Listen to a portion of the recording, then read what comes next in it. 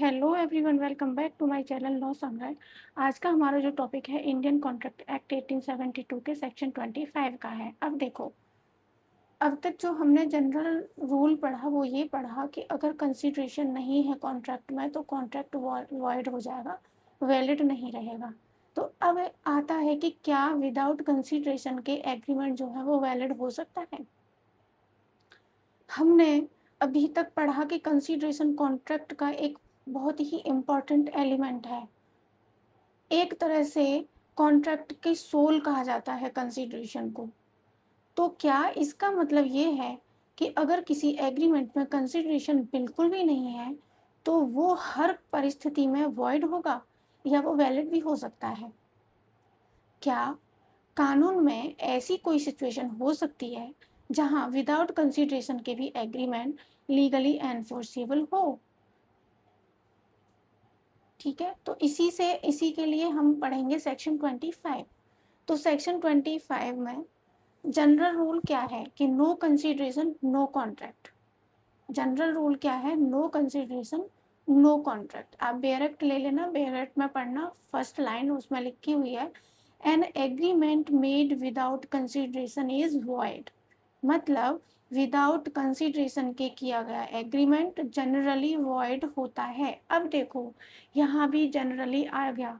Generally मतलब कि इसके कुछ एक्सेप्शंस भी हो सकते हैं, वो बाद में देखेंगे। पहले हम एक एग्जांपल ले लेते हैं। मान लीजिए ए अपने मित्र बी से कहता है मैं तुम्हें 10,000 रुपीज दूंगा। ठीक है, ए जो है, ए अपने मित्र बी से कहता है कि मैं तुमको 10,000 रुपीज दूंगा।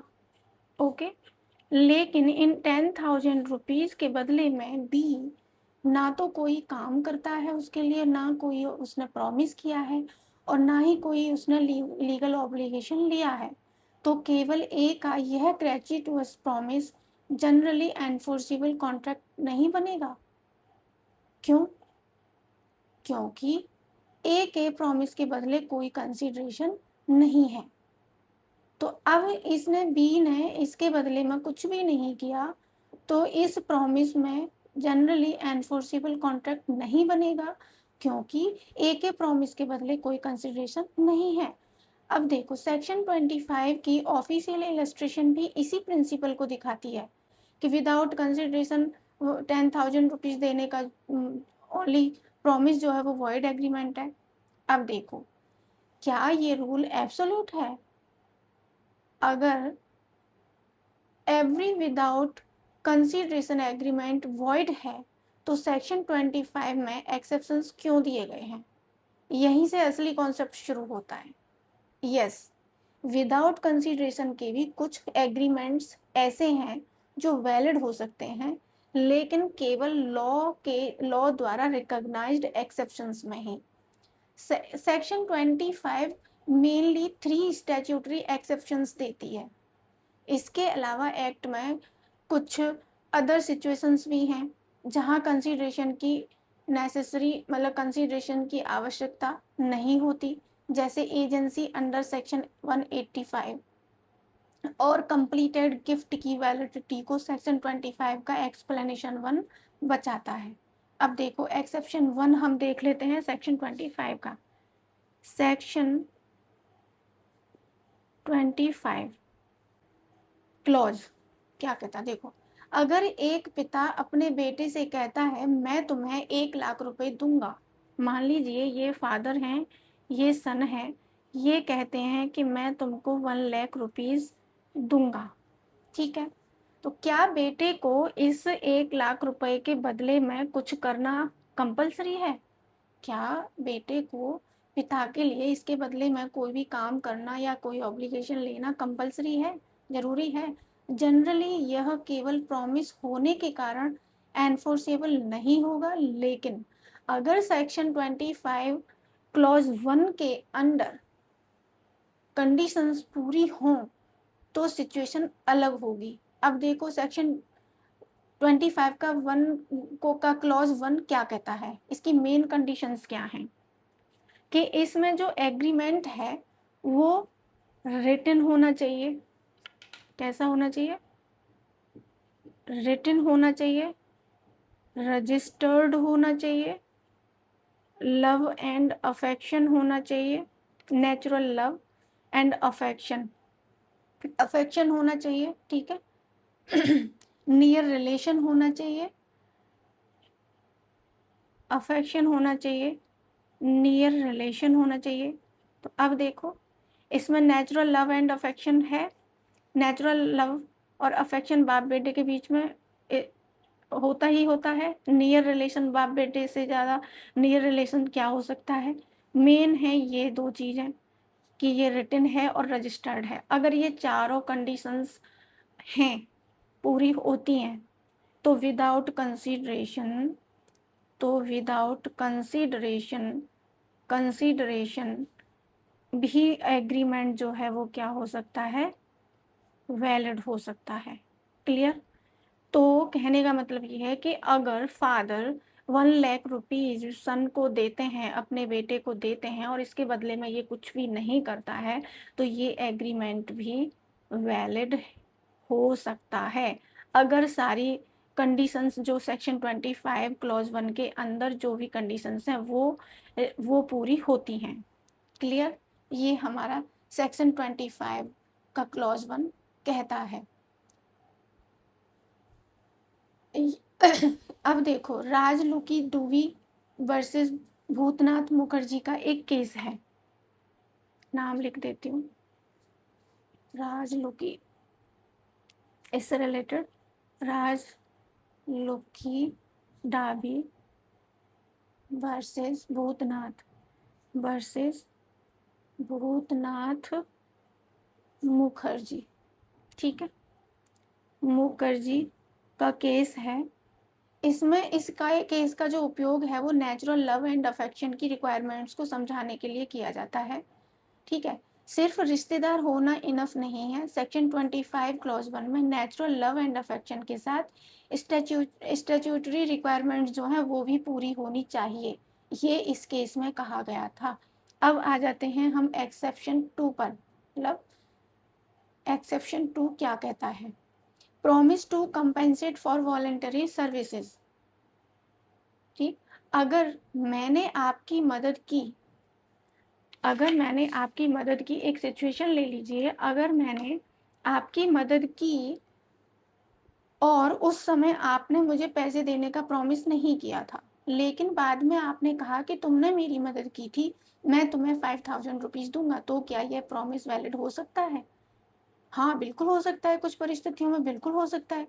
सेक्शन 25 का क्लॉज 2 यही बात को कहता है। सेक्शन 25 का क्लॉज 2 इसी बात को बताता है। सेक्शन 25 का क्लॉज 2 उस प्रॉमिस को रिकॉग्नाइज करता है जिसमें किसी व्यक्ति ने वॉलंटरली प्रोमिजर के लिए कुछ किया हो या ऐसा काम किया हो जिसे प्रोमिजर लीगली करने के लिए बाउंड था, और बाद में प्रोमिजर कंपेंसेशन देने का प्रॉमिस करे। इसी को सेक्शन 25 क्लॉज 2 बताता है। ए को पर्स मिलता है और वह बी को वापस कर देता है। मान लीजिए इसको बी का पर्स मिलता है और मिलने के बाद से ये बी को वापस कर देता है। क्लियर। बाद में बी कहता है तुमने मेरा पर्स वापस किया है, मैं तुम्हें 500 रुपये दूंगा। बाद में ये बी ने कहा कि मैं 500 रुपये दूंगा क्योंकि तुमने मेरा पर्स वापस किया, इसमें बहुत कीमती सामान था, मैं इसके लिए तुम्हें 500 रुपीज़ दूंगा। तो यह सेक्शन 25 क्लॉज 2 के प्रिंसिपल को समझाने वाला एग्जाम्पल है। एक्ट की इलिस्ट्रेशन भी इसी प्रकार पर्स वापस करने और बाद में 50 रुपीज़ देने के प्रॉमिस को कॉन्ट्रैक्ट मानती है। अब देखो इम्पोर्टेंट पॉइंट क्या है कि यहाँ जो कंसिडरेशन है पहले किया गया एक्ट है और प्रॉमिस बाद में आया है, इसलिए आपको ये समझना जरूरी है। इसलिए सेक्शन 25 क्लॉज 2 जो है वो पास्ट वॉलंटरी सर्विस को एक स्पेशल स्टैट्यूटरी एक्सेप्शन के रूप में रिकॉग्नाइज करता है। अब देखो एक्सेप्शन 3 पर आ जाते हैं हम।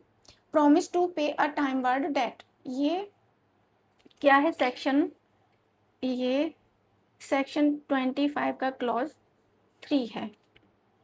टाइम बार्ड, अगर किसी व्यक्ति पर पुराना डेट है लेकिन लिमिटेशन पीरियड समाप्त हो चुकी है, तो क्या वह बाद में उस डेट को पे करने का रिटन प्रॉमिस करके लीगली बाउंड हो सकता है। यस, सेक्शन 25 क्लॉज 3 की कंडीशंस में सेक्शन 25 क्लॉज 3 इसी इसी के लिए दिया गया है कि टाइम बाउंड डेट जो है उसको वो बाद में रिटन में प्रॉमिस करके पे कर सकता है। अब देखो, मानो ए और बी, ए के पास बी का कुछ कर्जा था।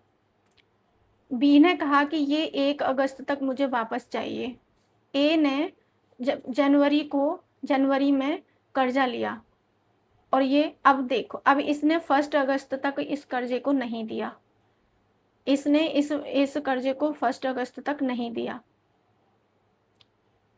तो अब क्या, बी जो है ए के अगेंस्ट कोर्ट में जा सकता है? नहीं। लिमिटेशन एक्ट के अकॉर्डिंग तो वो 1 अगस्त के बाद में अपने इस कॉन्ट्रैक्ट को इन्फोर्स कराने के लिए बी ए के अगेंस्ट में वहाँ नहीं जा सकता, लेकिन अगर ए बाद में, ये 1 अगस्त के बाद वो ये कहता है रिटन एंड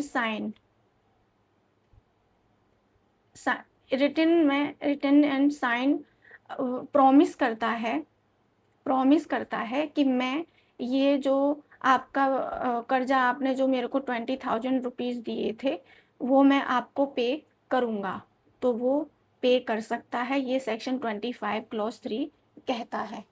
इतना आपको आया होगा समझ में।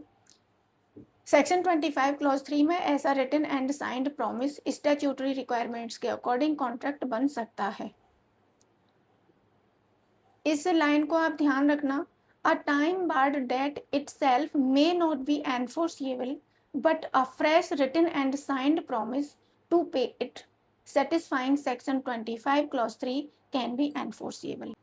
अब ये एक्सेप्शंस जो है वो तो हो गए हमारे सेक्शन 25 के अंडर 3 एक्सेप्शंस। अब हमारे अदर एक्सेप्शंस की हम बात कर लेते हैं। तो एक्सेप्शन 4 हम बात करते हैं कंप्लीटेड गिफ्ट की बात करते हैं हम। एक्सेप्शन 4 में कंप्लीटेड गिफ्ट, अगर किसी व्यक्ति ने बिना कंसिडरेशन के गिफ्ट वास्तव में दे दिया है तो क्या केवल कंसिडरेशन ना होने के कारण गिफ्ट इनवैलिड हो जाएगा? नहीं, बिल्कुल भी नहीं होगा। सेक्शन 25 का एक्सप्लेनेशन 1 कहता है कि डोनर और डोनी के बीच में एक्चुअली मेड गिफ्ट की जो वैलिडिटी है इस सेक्शन से इफेक्ट नहीं होती। क्लियरली एक्सप्लेनेशन 1 इस चीज को बताता है। ए ने बी को कोई गिफ्ट वास्तव में दे दी और एप्लीकेबल गिफ्ट लॉ की रिक्वायरमेंट्स पूरी की गई हों, केवल यह कहकर कि इसमें कंसिडरेशन नहीं था, कंप्लीटेड गिफ्ट को सेक्शन 25 के बेस पर ऑटोमेटिकली इनवैलिड नहीं किया जा सकता है। ठीक है। एक्सेप्शन 5 हम देख लेते हैं। एजेंसी, सेक्शन 185 एजेंसी एक्ट का है ये। सेक्शन 185 के अकॉर्डिंग एजेंसी बनाने के लिए कंसीडरेशन आवश्यक नहीं है। ठीक है। ए कहता है बी, तुम मेरी ओर से मेरा सामान बेचने का काम कर दो। बी एजेंट बन जाता है। बी कौन है? ए का एजेंट। एजेंसी क्रिएट करने के लिए कंसीडरेशन होना जरूरी नहीं है, इसलिए पूछा जाता है कई बार कि अग्रीमेंट्स विदाउट कंसीडरेशन के एक्सेप्शंस बताइए। तो सेक्शन 25 के 3 स्टैट्यूटरी एक्सेप्शंस के साथ एजेंसी अंडर सेक्शन 185 को भी, तो सेक्शन 25 के 3 स्टैट्यूटरी एक्सेप्शंस के साथ एजेंसी अंडर सेक्शन 185 को भी मेंशन करना जरूरी हो जाता है, इसलिए आप इसको भी जरूर मेंशन कर दें। नो कंसीडरेशन नो कॉन्ट्रैक्ट, ये जो स्टेटमेंट है ये जनरल रूल है, एब्सोल्यूट रूल नहीं है। ये ऐसा नहीं है कि कह दिया तो मतलब विदाउट कंसीडरेशन एग्रीमेंट वॉइड हो जाएगा, ये जनरल रूल है। इसलिए no consideration no contract is the general rule, but section 25 itself recognizes important exceptions। Clear है? अब देखो कंक्लूजन की बात कर लेते हैं। सामान्य नियम क्या है कि बिना consideration, without consideration agreement void है, ये हमारा जनरल रूल है। लेकिन कॉन्ट्रैक्ट एक्ट खुद कुछ ऐसी सिचुएशंस को रिकॉग्नाइज करता है जहां कंसीडरेशन के बिना भी एग्रीमेंट कॉन्ट्रैक्ट बन सकता है। इसलिए एग्जाम में केवल नो कंसीडरेशन नो कॉन्ट्रैक्ट लिखकर आंसर को समाप्त मत करना, आंसर वहीं पर एंड मत करना। इसके साथ में सेक्शन 25 के एक्सेप्शंस प्लस एजेंसी का जो सेक्शन 185 है उसको भी मेंशन जरूर करना, वहाँ जरूर लिखना, तो आपका आंसर इफेक्टिव होगा। अगर आपको मेरी वीडियो पसंद आई हो तो मेरे चैनल को लाइक करें, शेयर करें। लॉ संग्रह चैनल को सब्सक्राइब करना ना भूलें। मिलते हैं नेक्स्ट वीडियो में नेक्स्ट टॉपिक के साथ। Thank you for watching.